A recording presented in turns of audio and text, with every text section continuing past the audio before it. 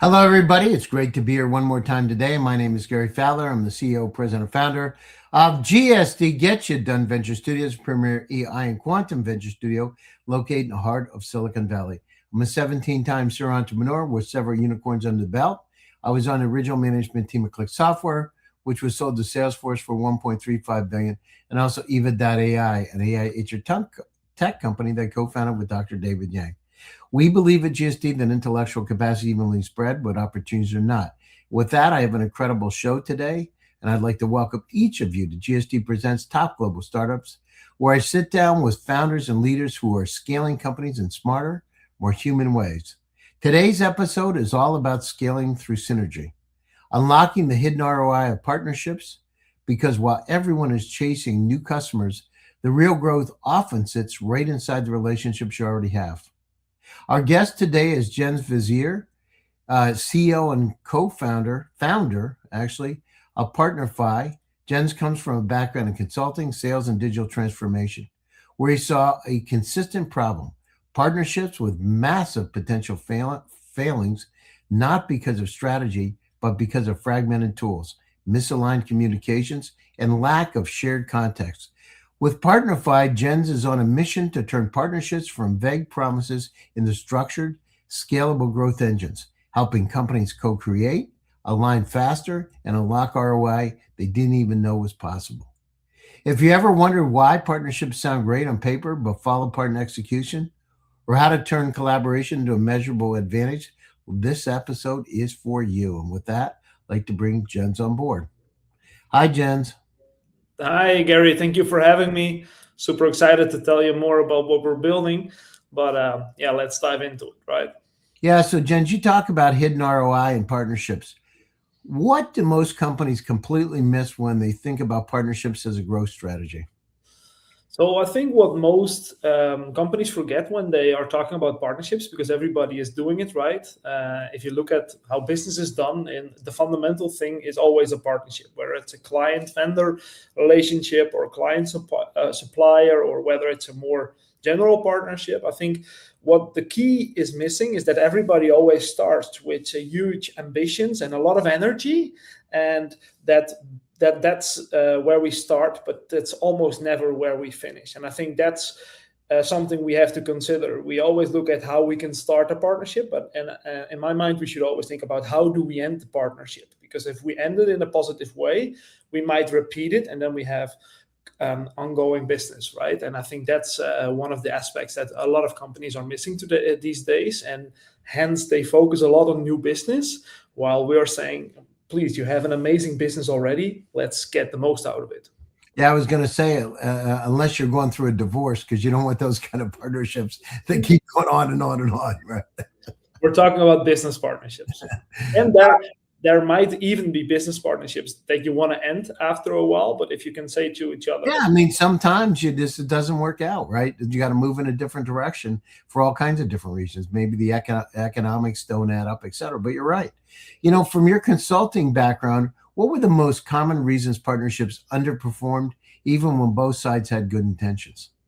I think the biggest reason that I saw is that a lot of companies we're focusing on service driven businesses. So what I saw, and that's where also my background is, right? So what I saw over the years is that the quality of work is most of the time actually very good, but it's not about the quality of work itself. It's also about the companies or the partners that are receiving it and perceiving it.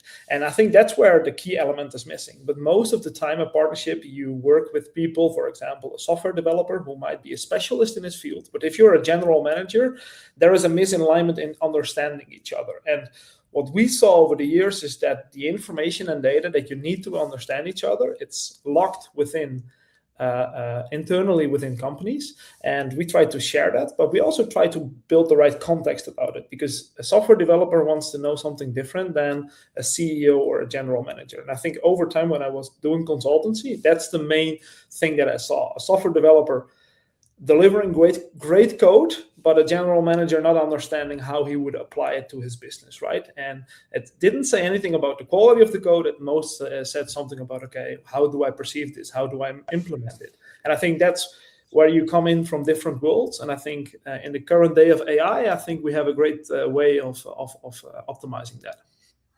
Partnerships versus transactions. Jens, sometimes you need to distinguish between a true strategic partnerships that from a transactional relationship, which really is dressed up with a fancy title, right? Maybe it's a LOI, et cetera, and it's not real. It's just fabricated. So how do you distinguish between a real partnership that's going to last and something that's just transactional in nature? Yeah, I think that's a very good question. I think that's also a complex one from our side to really distinguish that. But I think what we try to do is we try to facilitate you in the best optimal way to figure out if it's just a transactional partnership or if it's something ongoing. And I think you put it in a little bit of a black or white, but in the end, it's a skill, right? And I think what we try to do is try to make the transactional ones more long-term, and the long-term ones sometimes a little bit more transactional. And I think that's where we can align companies, bringing information and data together, where they understand each other's world in a better way. So for us, it's never about making this distinguish, but it's always about trying to broaden the scale for companies and see that there are also other possibilities. The companies use CRM, Slack, email, project tools, yet partnerships still break down. Why don't existing tools work for intercompany collaboration? It's a simple reason. The setup that they use, it wasn't built for that. So if I create an account on Slack, it's my account. And yeah, there are great ways to invite people, but it will always be my account. So in a day of age, I would be, don't want to be stupid to integrate my tools in your systems, right? Because I would basically give up the competitive edge or the thing what makes me special towards you. And I think that's where it's so hard, and that's why we, by luck, I would say, but set it up that way and figured out, hey, this is what you actually need if you want to bridge the gap across. Because yeah, there are great tools, and that's also one of the reasons why a lot of partnerships or collaborations are stuck, because they're stuck inside those tools. Because yeah, we might want to give one or two persons a guest function in those systems, but we will never align companies completely on that. And I think in the day and age where we have more and more technology and we also have much more data and information available, we need to align it in a broader way to have all context and bring that together. So yeah, they might do it, and I would wish them luck on doing so, but I think it will be very hard because the way how they set up, they weren't set up for this way. You often talk about creating shared collaboration context. What does that really mean in practice, and why is it critical for scaling partnerships? Yeah, I think so. So one of the things that I would say is that company A works with Asana, for example. Company B uses Slack. We might communicate with each other, but a lot of the things that we want to collaborate on are either in Asana or in Slack. So we just said that we don't want to give each other access to everything. One of the reasons is security, but it's also a big mess on doing so. So what we want to do is we want to integrate those systems and say, hey, this piece of information, you need that, and you can connect it with that piece of information. For example, in Asana, we know that a social media post is delayed, which might not be a problem because in Slack, we already talked about that we want to postpone the launch of a certain marketing campaign. This is where collaboration is stuck, is not about the quality of the post. It's about aligning that these pieces of information. And now it's basically always done by people. And yeah, they make mistakes, and that's not a problem. But in our world, if the information and data is available, we should bring it together. And that's the vision behind it. What was a trigger point, the aha moment that pushed you from observing this problem or issue to building Partnify as a platform? Oh, that's a good one.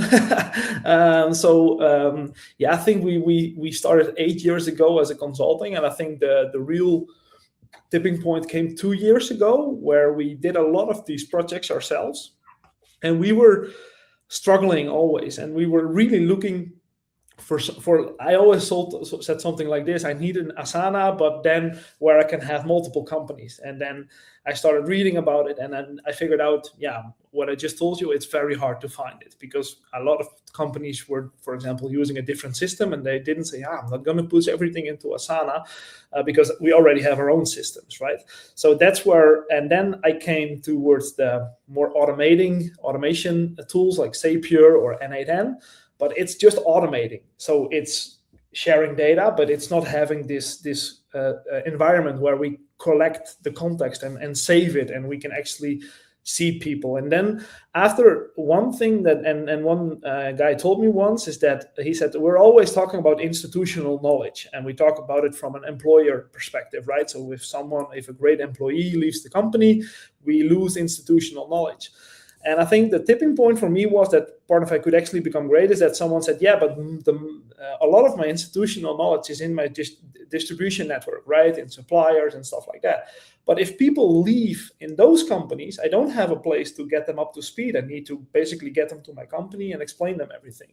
And if I have a place where I can just say, hey, this is what happened during our partnership, and they can just read and ask questions and find the relevant documents that have been shared, maybe sometimes over 2 or 3 years' time, I think that's a great way to preserve that institutional knowledge. So I think that was one of the reasons when I saw, okay, this can actually become something much bigger than I initially thought.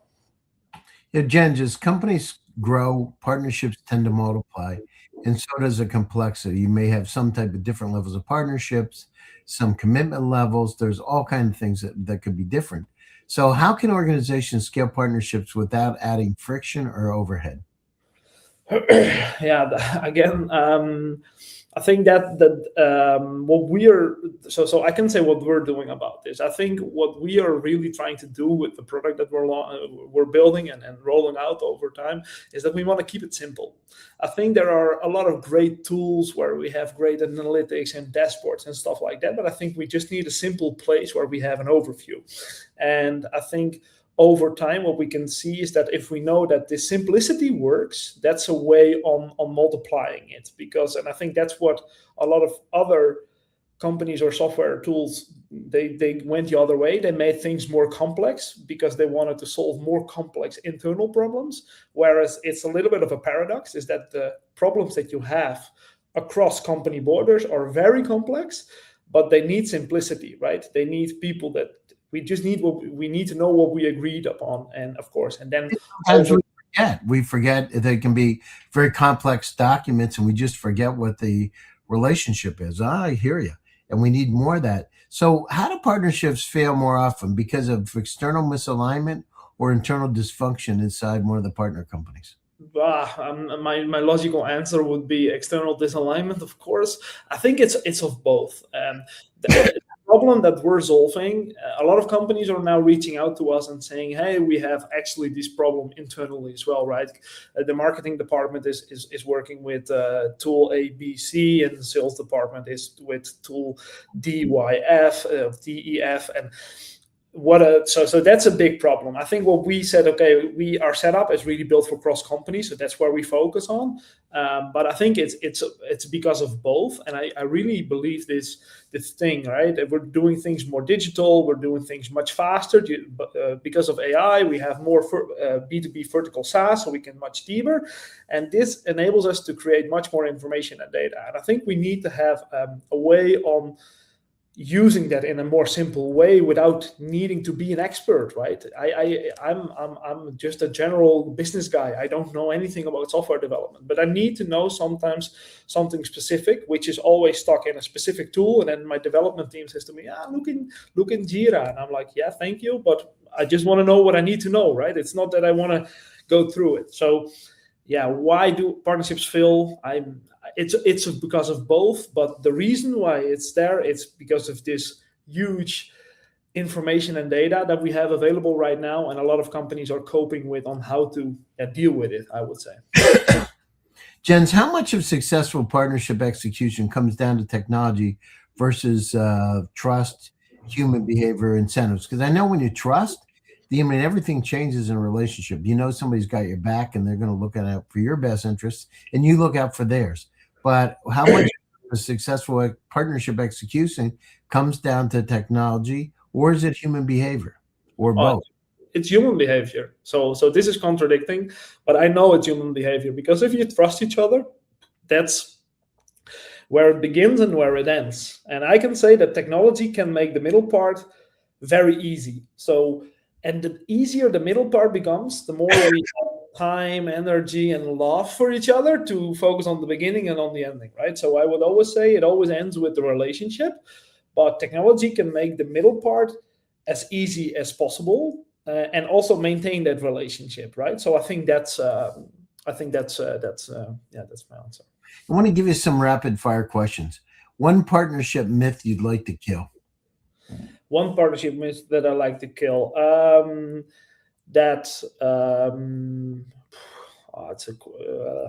It's a trick question, because I might want to answer it fast.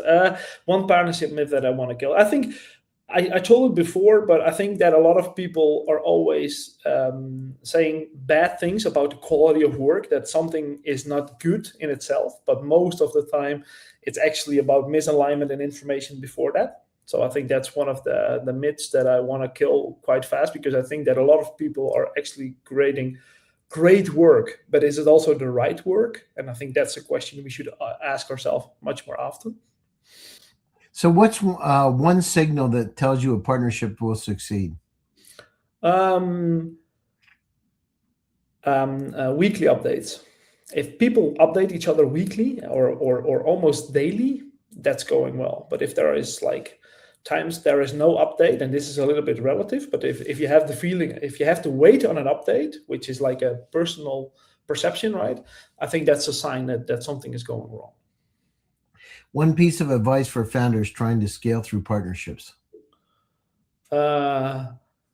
Really look at the tech stack that you use in that, because it's becoming essential, because you can have that energy, that relationship on forehand, but we're so much dependent on tech these days. You need to have a great look at it, because if you misalign on tech, you misalign on information and data, and I think that's where the relationship will be killed in the end. What do you think? Do more partnerships fail because of external misalignment or internal dysfunction inside one of the partner companies? External misalignment.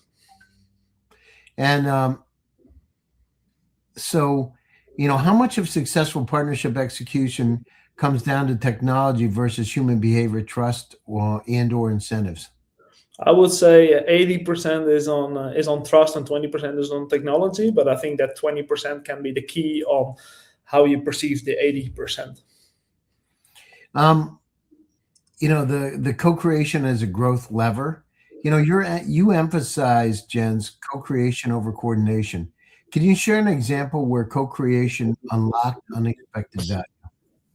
Yeah, I think what we see that great partnerships is where you have a company that you work with, that they almost become like a part of your internal organization, right? Where it feels like that. In a lot of different ways it's not, but where it feels like that. So it's really about giving them a problem and solving it together. So you co-create something within your company, which almost always goes back to their company as well. So it's not about, hey, we're coordinating this marketing campaign. It's about them owning the problem and setting up a campaign and co-creating it with us. I think that's big difference.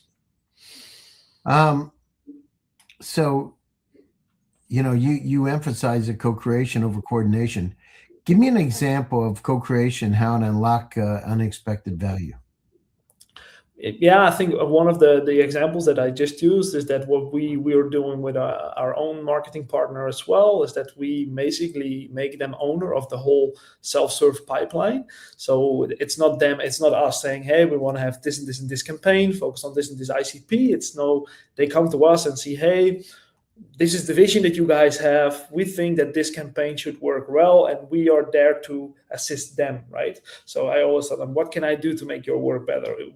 But they even work for us, right? So I think that's where the real co-creation comes from. And the campaigns that we do for them and the way on how we set it up, they can multiply that to other companies that they might work with. And that's how we get business from that back again as well. So I think for their side, it's not about only executing things, but it's really about building it with us.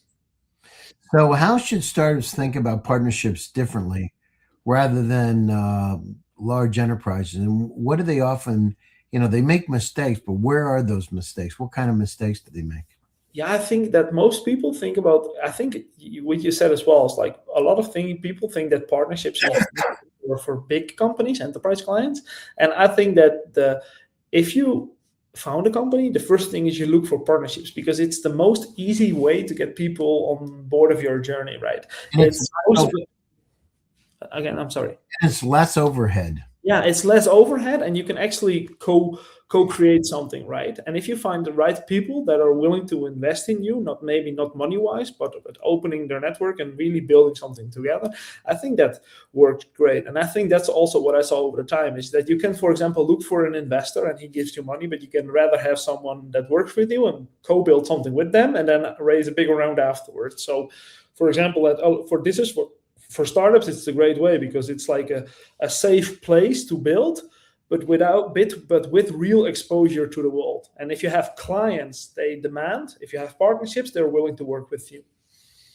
What role does a CEO or executive team need to play for partnerships to actually work or at scale? I mean, if you look at the partnerships at our company, I'm in charge of it. So I think a CEO should really be involved in this because I think partnerships take your business to the next level, step by step. I think it's a way of unlocking new levels, I would say, and I think that's where a CEO always should be involved because I think partnerships is a great way to recruit because there are great people at those companies that you might want to work for you. It's a great way to find clients, so it's opening opportunities where other people in your company can basically work on. And I think that's where a CEO is, where the role of a CEO should be. And that's also the cool thing about partnerships, right? If I sell something to a company, I need to be careful on that as well. But you need to sell something which you can deliver maybe tomorrow or next week, right?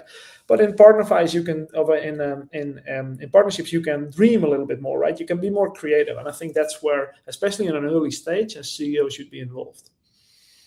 You've been through this a lot, going down through the model. And if you had it to do all over again, would you do partnerships again, or would you do something else? No, I would definitely do it again.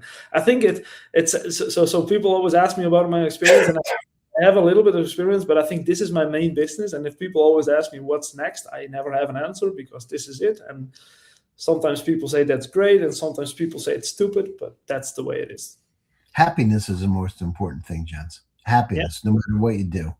So, we're coming up to the top of the show. So, closing thoughts, and how do people get a hold of you? So yeah, closing thoughts. Yeah, I think we had a great discussion, and I think what we did is we dive deep into it in the more technical aspects of partnerships. And I think it's an interesting way, but a partnership is basically it can be something different for everybody. And I think that's what I would say to everybody. It's like a partnership is for me is finding people that are willing to sit next to you on the table and not on the cross of the table and saying, hey, this is the goal where we want to go to, and do that. And whether that's a client vendor relationship or a joint venture or all types of partnerships, I don't care. It's really about aligning on that and then having a good overview on that. And then if you are there and you create a lot of information, data, and you're working very hard, then you should come towards us because we will facilitate you in the best way. You get a hold of us, follow us on LinkedIn, shoot a message, and we're always happy to tell you more about what it can do for your company. Because everybody in the world needs partnerships. It's a great opportunity for us, but it's also the biggest risk that we have. And I think that's where we need to find balance. But that's something I think we should dive into next time. No, it's interesting. So, I want to thank you for taking time out of your busy schedule to join us today. Closing thoughts, and how do people get a hold of you? So I think closing thoughts is that for me, partnerships is really about finding a common goal with people that are willing to work with you and not only work for you or you work for them. I think it's working with you. And that can be a client-vendor relationship or client-supplier relationship. But if you have the feeling that you're building something together on a common goal, I think that's what a partnership is all about. And I think people should not listen too much about me, about what partnerships are actually about. Partnerships can be something else for everybody. But if you're doing it and you want to do it in the right way, and you want to structure it, and you want to have overview, and you want to know what the next steps are and what you should focus on, then they should reach out to us. And then I think we can help them in the best possible way. No, that's great. Well, I want to thank you for taking time out of your busy schedule to join us today. And I want to thank all of you for joining one more time. GSD Presents Top Global Startups. My name is Gary Fowler, and I'm your host. Stay happy, stay safe, and stay healthy. And I'll be back to you again soon with another exciting edition. If you get a chance, check out our website, www.gsdvs.com, and check out the videos that we have there. We've got almost 1,600 videos. And there's people out there that can help shape your ideas just like Jens and have you think differently. So appreciate it. And thanks, Jens. And if you want to stay on the line after we're done for a few minutes, I'm happy to talk. Thank you, everybody.